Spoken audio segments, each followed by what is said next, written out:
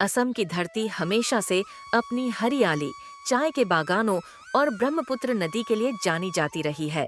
इसी असम के एक छोटे से गांव माजुली के पास नदी के किनारे बसी एक झोपड़ी में रहती थी एक लड़की। नाम था उसका मृणाली। लोग उसे प्यार से चाय वाली दीदी कहते थे। मृणाली की उम्र ज्यादा नहीं थी, बस 18 से 19 साल की, लेकिन उसकी आंखों में उम्र से कहीं ज्यादा दर्द और जिम्मेदारी साफ दिखती थी। उसका कोई अपना नहीं था, ना माँ, ना पिता, ना भाई, ना बहन। जब मृणाली सिर्फ 6 साल की थी, तभी उसके माँ बाप ब्रह्मपुत्र की बाढ़ में बह गए थे। उस दिन के बाद उसकी जिंदगी भी मानो उसी नदी में बह गई थी। गांव वालों ने कुछ दिन उसे अपने घरों में रखा, लेकिन गरीब गांव, गरीब लोग, कोई कितने दिन किसी का बोझ उठाता। धीरे धीरे सबने उससे दूरी बना ली। पिताश्री, माताश्री, अगर आज आप लोग जिंदा होते तो मेरा ऐसा हालत कभी नहीं होता। मैं आज कितना दुख कष्ट में हूँ ये मैं खुद जानता हूँ पिताजी। क्यों मुझे छोड़कर तुम दोनों चले गए? मेरा क्या मजबूरी है कि मैं ऐसा जीवन मुझे व्यतीत करना पड़े। प्लीज़ आप लोग मुझे ऊपर से ही दुआ देना कि मैं जीवन में सफल हो पाऊँ और अपनी लाइफ को एक बड़ी जिंदगी कर पाऊँ। मृणाली को पढ़ने का बहुत शौक था। वह रोज स्कूल जाती, मिट्टी से सने पैरों से, फटी कॉपी और टूटी पेंसिल के साथ। लेकिन एक दिन स्कूल के मास्टर जी ने कहा, बेटिया, तुम्हारा स्कूल का फीस जमा देने के लिए टाइम हो गया है। अगर तुम्हारे पास पैसा है तो तुम कृपया करके हमारे स्कूल का फीस दे देना। मृणाली की आंखें भर आईं। उस दिन वह स्कूल से सीधे चाय की दुकान पर पहुंची। वही दुकान जहां सुबह से शाम तक मजदूर, नाविक और किसान चाय पीने आते थे।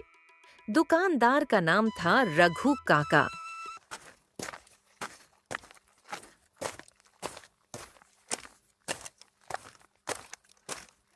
मृणाली ने डरते डरते कहा, रघु काका, मैं आपकी दुकान पर क्यों आया हूँ आप जानते हो? मुझे कुछ काम दे दो रघु काका।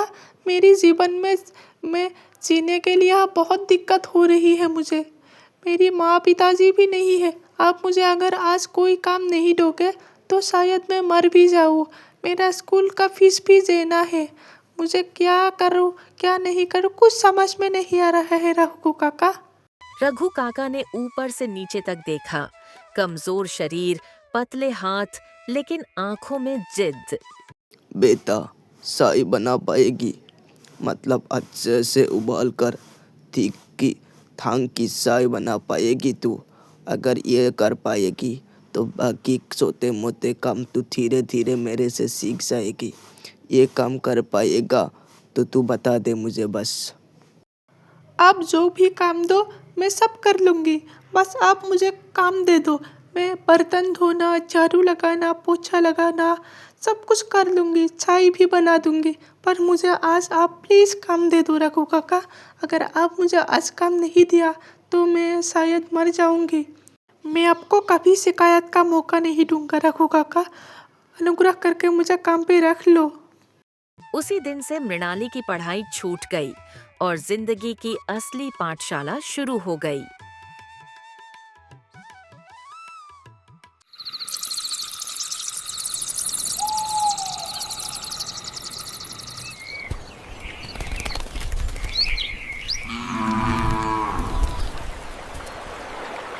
सुबह 4 बजे उठना, लकड़ी जलाना, पानी भरना, दूध लाना, चाय बनाना, दुकान साफ करना, मृणाली सब कुछ करती। लेकिन लोगों की बातें उसे अंदर से तोड़ देती।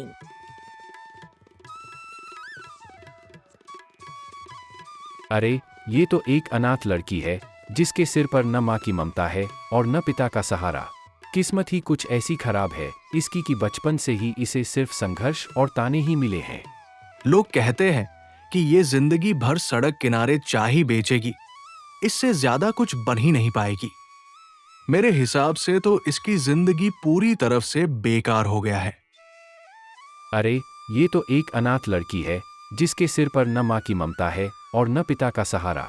किस्मत ही कुछ ऐसी खराब है इसकी कि बचपन से ही इसे सिर्फ संघर्ष और ताने ही मिले हैं। लोग चाय पीकर पैसे भी नहीं देते थे।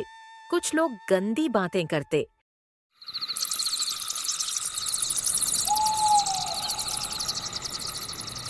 रात को जब सब सो जाते, मृणाली झोपड़ी में बैठकर रोती, लेकिन हर आंसू के बाद वह खुद से कहती, एक दिन मैं भी कुछ बनूंगी। आज मेरा हालत ऐसा हुआ तो क्या हुआ। लोग मुझे भले ही कमजोर क्यों ना समझे, मेरी आंखों से आंसू ही क्यों ना निकले, पर मैं एक दिन सबको दिखाऊंगा कि मैं भी कोई कमजोर लड़की नहीं हूँ। मैं भी बहुत कुछ कर सकता हूँ अपने जीवन में। मैं लड़ूंगी, मैं खुद के लिए लड़ूंगी।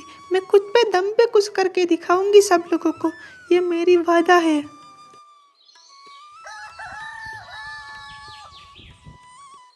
मृणाली सिर्फ चाय नहीं बनाती थी, वह लोगों को देखती, सुनती, समझती। कौन कितनी चाय पीता है, कौन कब आता है, किस टाइम ज्यादा भीड़ होती है, वह सब नोटिस करती। उसने देखा कि सुबह मजदूर ज्यादा आते हैं, शाम को कॉलेज के बच्चे। एक दिन उसने रघु काका से कहा, काका, आज अदरक वाली चाय और इलायची वाली चाय ध्यान से सोरी ज़्यादा बनाइए, क्योंकि शाम को ग्राहक ज़्यादा आते हैं और भीड़ भी बहुत ज़्यादा होती है। अगर आप चाय ज़्यादा बनाएंगे तो बिकने में भी कोई दिक्कत नहीं होगा।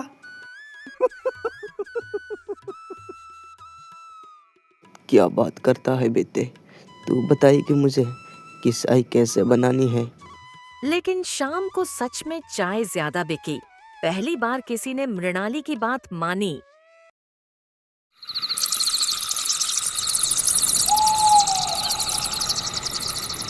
उस रात मृणाली सो नहीं पाई।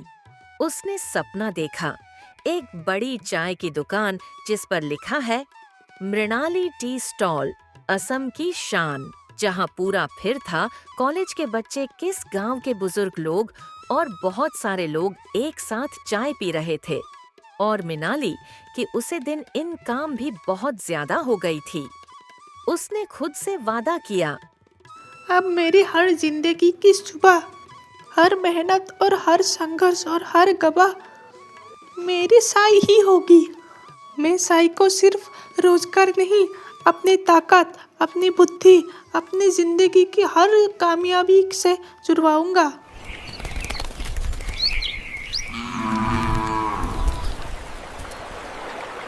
एक साल बाद रघु काका बीमार पड़ गए। दुकान बंद होने लगी। मृणाली डर गई। अगर दुकान बंद हो गई तो वह फिर सड़क पर आ जाएगी। एक दिन रघु काका ने कहा, मृणाली, मेरे बेटिया, अगर मुझे कुछ हो जाए तो तुम बिल्कुल घबराना मत, ठीक है। अब ये दुकान सिर्फ मेरी नहीं रहा, ये अब तुम्हारी भी है।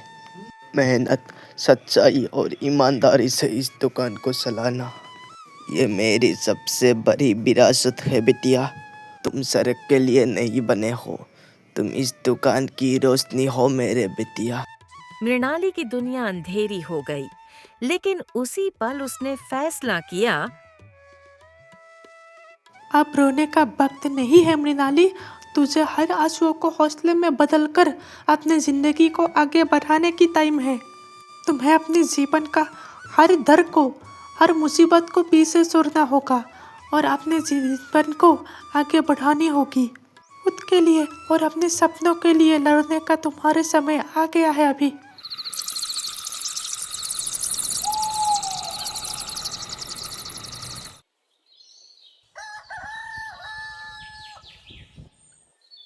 मृणाली ने गांव-गांव जाकर छोटे-छोटे काम किए।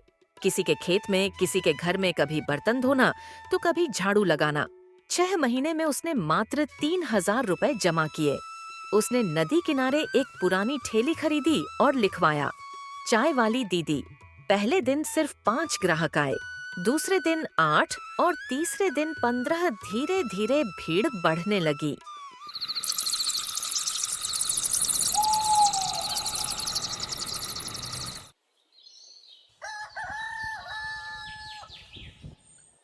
मृणाली ने असम की खास चीज अपनाई, लोकल चाय पत्ती, गुड़, अदरक और तुलसी। उसकी चाय में स्वाद ही नहीं, अपनापन भी था। वह हर ग्राहक से मुस्कुराकर बात करती। लोग कहते, अरे भाई, यहाँ दुकान पर इंसान सिर्फ चाय पीने के लिए नहीं आता है, बल्कि अपनी थकान, अपनी गुस्सा, अपना मन शांत के लिए आता है। हरीश, तुमने बिल्कुल सही बात कहा है। इस कप में सिर्फ चाय नहीं होती, बल्कि भाग दौड़ के थकान भी दूर करने की क्षमता रखती है ये चाय कप मेरे। यहाँ बैठकर ऐसा लगता है चाय पीने के बाद कि थोड़ी देर के लिए समय भी रुक गया हो शायद। हाँ, मैं तो यहाँ रोज़ चाय पीने के लिए इसलिए ही आता हूँ, क्योंकि मेरा थकान, मेरा गुस्सा सब कुछ यहाँ मिट जाता है। बहुत अच्छा लगता है मुझे चाय पीकर यहाँ। एक दिन गुवाहाटी से आए एक पत्रकार ने उसकी चाय पी। उसने पूछा, वैसे बताइए जरा, इतनी मेहनत से रोज चाय बनाते हुए भी आपके चेहरे पर जो सादगी और सुकून दिखता है, उसका नाम क्या है? आपका चाय पीकर इधर बहुत अच्छा लगा। मैं फिर एक बार आऊंगा इधर चाय पीने के लिए। सर, मुझे तो लोग साई वाली दीदी के नाम से जानते हैं, पर मेरा असली नाम रिनाली है। आप मुझे साई वाली कहकर कर बुला सकते हैं। अगले दिन अखबार में खबर छपी। असम की एक अनाथ लड़की, जिसने हालातों से हार मानने के बजाय अपने हौसले से अपनी जिंदगी की खुद मालिक बनना सीख लिया।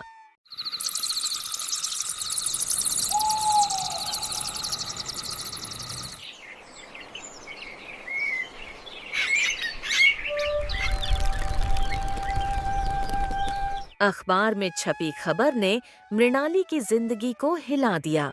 सुबह सुबह जब वह अपनी ठेली खोल रही थी, तो लोग अखबार हाथ में लेकर आने लगे। अरे देखो, अरे अच्छे से देखो, ध्यान से देखो, यही साई वाली दीदी के नाम से फेमस हो गई है। पूरे न्यूज़पेपर में उसका नाम छपा हुआ है। हमें इतना उम्मीद ही नहीं था। हाँ, यही लड़की है वो। कल ही इसकी न्यूज़पेपर में फोटो और उसकी खबर छपी है। इसका तो पूरी लाइफ सेट हो गया है। अभी न्यूज़पेपर में पूरी कहानी छपी है इस लड़की की। मृणाली को समझ ही नहीं आ रहा था कि हो क्या रहा है। उसने कभी सपने में भी नहीं सोचा था कि उसकी कहानी कोई पढ़ेगा। उस दिन उसकी ठेली पर इतनी भीड़ लगी कि शाम तक चाय खत्म हो गई। लेकिन भीड़ के साथ साथ मुसीबत भी आने लगी। गांव में कुछ लोग ऐसे भी थे जो मृणाली की तरक्की से खुश नहीं थे। एक बड़े दुकानदार भोलू साहू ने कहा, एक अनाथ लड़की जिसके पास ना तो माँ बाप का सहारा था, ना कोई पहचान, फिर भी वो अकेले अपने दम पर इतनी बड़ी पहचान और इतना नाम कैसे कमा रही है? इसको इतनी अमीर होने नहीं दे सकता मैं।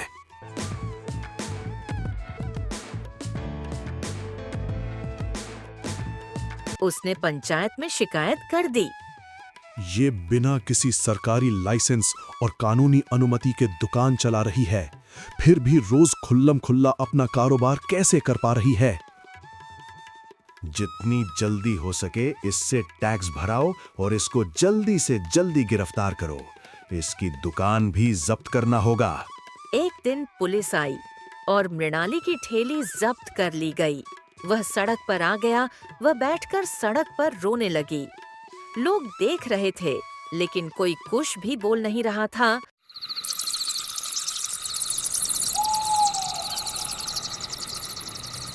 उस रात मृणाली ने पहली बार आसमान से सवाल किया, प्रभु, आप मेरे साथ ऐसा क्यों कर रहे हो? क्या मैं अनाथ हूँ? ये मेरी गलती है? क्या मैं एक गरीब लड़की हूँ? मेरा पास पैसा नहीं है, ये मेरा गलती है? प्रभु, प्लीज मुझे कुछ उपाय दीजिए। लेकिन फिर उसे रघु काका की बात याद आई।